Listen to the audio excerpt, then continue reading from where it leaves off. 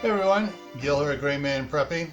On this episode of Your Prep for Today, I want to talk to you about something that you could have around or should have around to help you decompress and get some of the stress out and just kind of relax and entertain and possibly edify your mind as well. And that's having some good books to read. Up what you have in your library. Whether it's a romance novel, an adventure novel, how-to books, recipe books, whatever it is you like to read and enjoy reading and helps you to relax, add a few more to your library. Because, sometimes it helps to have a new book you haven't read when you're really stressed out to help you relax.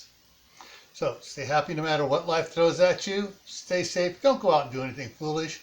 Keep adding to your preps. Water, food, medicine, clothing. Add some more books to your supplies. Learn a new skill.